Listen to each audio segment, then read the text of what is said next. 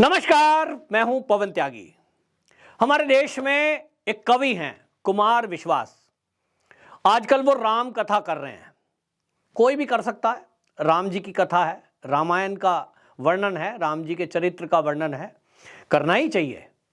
लेकिन अब उनको लगने लगा है कि उनको इतना ज्ञान है कि वो देश के सबसे विद्वान व्यक्ति हो गए हैं, और इसलिए उन्होंने मध्य प्रदेश में एक कार्यक्रम के अंदर देश ही नहीं तो पूरी दुनिया का सबसे बड़ा सामाजिक संगठन आरएसएस, राष्ट्रीय स्वयंसेवक संघ, उस पर एक सवाल उठा दिया।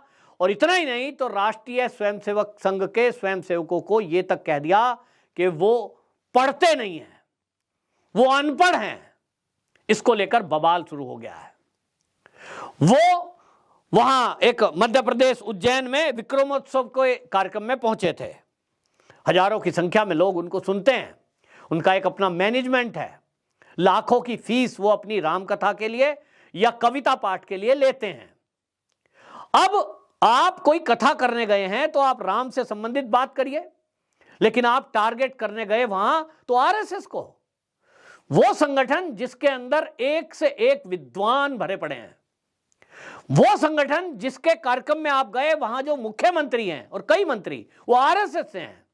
आज देश के प्रधानमंत्री, गृह मंत्री आरएसएस बैकग्राउंड के हैं, और आप कह रहे हो कि ये आरएसएस वाले पढ़ते नहीं है। आप क्या कहना चाहते हो कि आप प्रोफेसर हो तो आपसे विद्वान कोई है नहीं?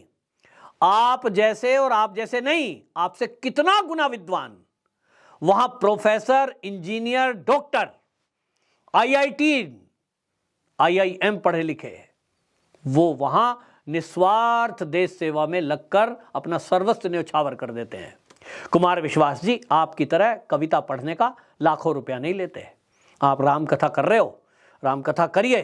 आपने राम राज्य पर सवाल उठाया और आपने वहां एक घटना का जिक्र किया।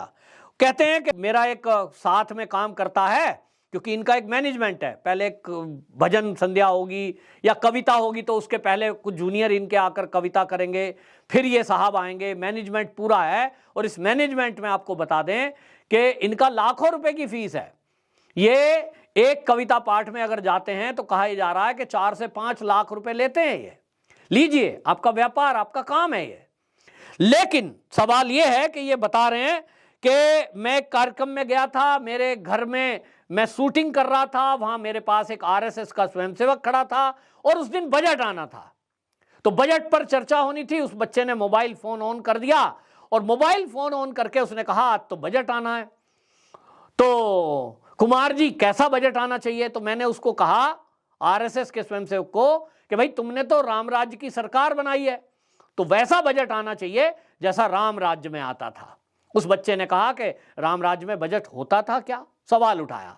तो ये आगे कहते हैं कि मैंने कहा ऐसा बजट होना चाहिए। वो राम जी भरत को समझा रहे हैं कि जैसे हम सूर्यवंशी हैं, जैसे सूरज नदियों से जल लेता है और फिर जरूरतमंदों पर वो वर्षा करके उनको देता है, किसी को पता ही ना चले, ऐसे ले लें।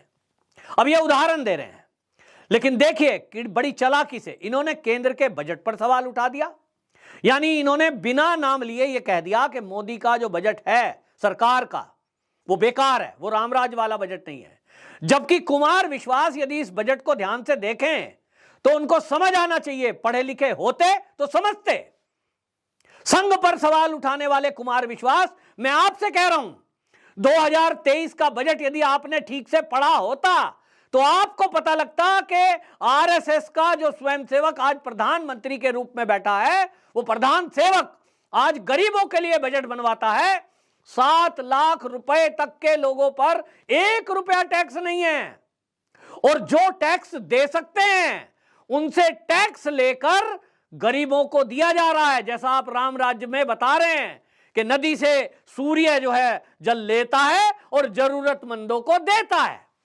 तो कुमार विश्वास जी, यदि आपने मोदी सरकार को पढ़ा होता, मोदी की नीतियों को पढ़ा होता, मोदी के बजट को पढ़ा होता, तो आप जानते कि जो लोग सक्षम हैं, मोदी सरकार उनसे टैक्स लेती है, और वो लेकर के आज लगभग 3 करोड़ लोगों को फ्री में मकान दे चुकी, करोड़ों लोगों को फ्री में उज्ज्वला गैस दे चुकी, कई करोड़ लोगों को फ्री में 5 लाख का बीमा सरकार दे रही है। गरीब किसानों को सम्मान निधि दे रही है, शौचालय बनाकर दे दिए करोड़ों। किनको? जिनको जरूरत थी। कहां से लिया पैसा? जो दे सकते हैं। कैसा लिया पैसा? आप और मैं, आप तो बहुत करोड़पति हैं भाई, 4 लाख रुपए एक कविता के ले लेते हैं, तो आप टैक्स देते हैं, तो आपको क्या रोटी खाने में दिक्कत आ रही है? मुझे तो नहीं लगता। जितनी हाई फाई जिंदगी आप जीते हो, करोड़ों के मकान में रहते हो, लाखों की गाड़ी में घूमते हो, जबकि राम कथा करने वाले जब राम राज्य की बात अगर कर रहे हो तो राम राज्य में तो ये कथा प्रवचन करने का काम पंडित लोग किया करते थे, ब्राह्मण। और वो क्या लेता था? दक्षिणा। जो जिसने अपनी इच्छा से दे दिया वो दक्षिणा ब्राह्मण लेते थे। और कितना लेते थे? जितना उसका जीवन यापन करने के लिए आवश्यकता है, पहनने के लिए वस्त्र, खाने के लिए अन्न, परिवार चल जाए। लेकिन कुमार विश्वास जी, आप तो जिस तरह की फीस लेते हैं, आप तो करोड़ों के घर में रहते हैं, आप काम ब्राह्मण का कर रहे हैं, लेकिन आप तो पहले मैनेजमेंट तय करता है आपका कि कितने पैसे लेने हैं, और इसलिए आप फीस तय करते हैं। तो आपका लगभग एक अनुमान के तहत, जो सोशल मीडिया पर जानकारी है कि एक अनुमान के तहत आपकी वार्षिक आमदनी जो है वो 25 से 30 लाख रुपए है। आपको कब से लोग जानते हैं? तो सब लोग याद करेंगे तो ये जो चेहरा है कवि के रूप में पहचान में ज्यादा कब आया? जब अन्ना का आंदोलन चला। वहां से एक तरफ केजरीवाल जो कि सीएम बन गए, ये भी कुछ बनना चाहते थे, तालमेल नहीं बनी। तब ये कुमार विश्वास क्या कर रहे थे? अरविंद केजरीवाल के लिए, आम आदमी पार्टी के लिए ये प्रचार में जुटे हुए थे। इनकी एक वीडियो वायरल है कि किस तरह से ये मजाक कर रहे थे और किस तरह से ये ऑडियो भरते थे, उसमें कवि है ना, वहां पहचान हुई इनकी। लेकिन उसके बाद अपनी कविताओं के रेट बढ़ा दिए। वो निजी जिंदगी है, उससे मुझे कोई मतलब नहीं। मुझे केवल दिक्कत इसलिए है कि इन्होंने आरएसएस को कैसे अनपढ़ कह दिया। इन्होंने राम राज्य की बात की तो मोदी सरकार के द्वारा बनाया गया जो बजट है उसको ऐसा कैसे कह दिया जैसे इनकी बातों से लग रहा है कि टैक्स जबरदस्ती वसूला जा रहा है और ज्यादातर लोग दुखी हैं। क्या कुमार विश्वास जी, आपने कभी ऐसे लोगों के पास जाकर पूछा है जिनको फ्री में मकान मिले हैं, जिनको फ्री में बीमा योजना मिली है, जिनको फ्री में सम्मान निधि और गैस मिली है? नहीं गए आप, क्योंकि आपका जो लेविश लाइफ है उससे आपको फुर्सत कहां है। लाइट, कैमरा, एक्शन, राम कथा, पट्टा डाल के ऐसा जैसे मतलब आपसे विद्वान कोई व्यक्ति पूरे भारत में नहीं है। काम अच्छा कर रहे हैं, मैं उसको अप्रिशिएट करता हूं। राम के चरित्र के बारे में जितना उजागर किया जाए, लेकिन आपको यह हक किसी ने नहीं दिया कि आप राष्ट्रीय स्वयंसेवक संघ जैसे एक देशभक्त संगठन के बारे में इस तरह का बेहुदा बात करें। संघ के स्वयंसेवकों का अपमान है। संघ में जो स्वयंसेवक अपने जीवन को अर्पण करके लाखों की संख्या में विद्वान लोग, वो जिन्होंने जीवन लगाया है देश की रक्षा में, हिंदुत्व की रक्षा के लिए, हिंदू की रक्षा के लिए, इस भारत माता की जय के लिए, उनका आप अपमान कर रहे हैं। आप कहते हैं कि साहब जो है वामपंथी तो कुपड़ हैं, गलत पढ़ते हैं, लेकिन आरएसएस वाले तो अनपढ़ हैं। वाह भाई वाह कुमार विश्वास जी, आप जो है अनपढ़ बता रहे हैं। अब आप जो है लोकसभा 2014 ये चुनाव लड़े थे और इनका जो हलफनामा था उसमें बताता हूं, इनकी कुल संपत्ति जो हलफनामे के अनुसार है 3.8 करोड़ रुपया कुमार विश्वास के हलफनामे में है। इन्होंने उसमें जानकारी दी है कि 27 लाख रुपया सालाना इनकी आमदनी है। नेटवर्थ 4.2 करोड़ है। लगभग एक महीने का 2 लाख रुपए इन्होंने इनकम बताई है। सवाल यह है कि आप जैसे लोगों को, आप कहते हो खुलेआम मंच पे मैं तो टैक्स देता हूं, तो देना ही चाहिए, देना ही पड़ेगा। तो आप किसके कहने पर ये अपना सुर बदल रहे हो? अभी तक तो आप कहते थे मोदी मुझे सुनते हैं, वो जब सीएम थे तब से सुनते थे। आप कवि हो, कविताएं, कवि सम्मेलन ये होता रहता है, लेकिन शायद आपके अंदर अब अहंकार आ गया है कि मेरे से तो बड़ा पूरे भारत में कभी कोई नहीं है, क्योंकि देश विदेश में आपके कार्यक्रम हो रहे हैं। लेकिन कुमार विश्वास जी याद रखिए, अगर आप मोदी को टारगेट करेंगे या उस टूल किट का हिस्सा बनने का प्रयास आप कर रहे हैं, मुझे नहीं पता, हो सकता है जो सोरस ने बहुत सारे लोगों को हायर किया है मोदी के विरुद्ध बयानबाजी करने के लिए, मोदी के विरुद्ध षड्यंत्र करने के लिए, मोदी को बदनाम करने के लिए। तो हो सकता है कवियों को भी हायर किया हो। मोदी सरकार से मैं कहना चाहूंगा कि अब कुमार विश्वास की भी वो जांच कराएं, क्योंकि शक लोगों के दिमाग में पैदा हुआ है। जिस तरह से पिछले दिनों हमने देखा कि एक टूल किट तैयार होती है और वो बार बार ये प्रयोग किया जा रहा है कि चाहे वो सीए का विरोध हो, चाहे फिर वो किसान के आंदोलन हो, फिर चाहे हमने अभी बीबीसी को देखा, ये सब लोग मोदी पर प्रहार करते हैं और झूठ बोलते हैं। तो अगर कुमार विश्वास को सुनने के लिए कौन आएगा वहां राम कथा को? हिंदू सुनने आएंगे। ये उस कम्युनिटी को ये सुनाना चाहते हैं कि राम राज्य में जैसी हिसाब किताब था, जैसा उस समय का बजट था, वैसा हमने राम राज्य वाली सरकार तो बना दी, लेकिन ये बजट वैसा नहीं है और आरएसएस वालों को तो कोई नॉलेज ही नहीं है। तो कहीं ये देश के विपक्षी पार्टियों के एजेंडे को तो नहीं चला रहे हैं।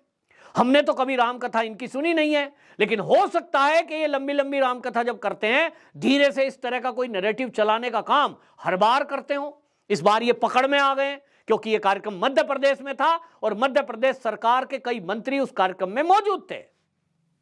तो अब इनकी जांच जरूरी है और जांच इस पहलू पर भी जरूरी है कि जॉर्ज सोरोस जैसे लोग जो इस देश में कहीं साहित्यकारों को, कहीं वो जो है कलाकारों को, बहुत सारे बॉलीवुड के कलाकारों को भी और राजनीतिक दलों को भी फंडिंग कर रहे हैं कि मोदी पर प्रहार किया जाए।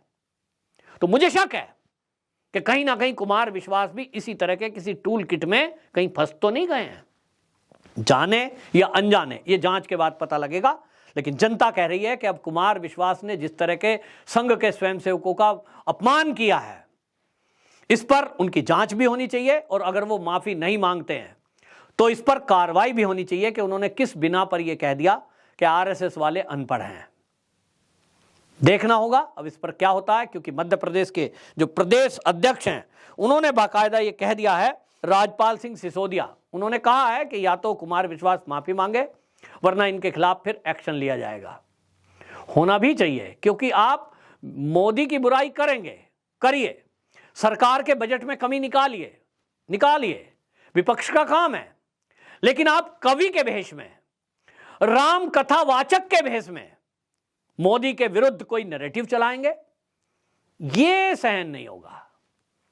भेष बदलकर, कभी रावण आया था साधु का वेश बनाकर सीता हरण करने के लिए, तो क्या अभी भी ऐसे कुछ कवि अपनी कविता, जैसे अभी नेहा राठौर पर भी एक केस हुआ है, क्या इन कवियों को भी इसी तरह हायर किया गया है?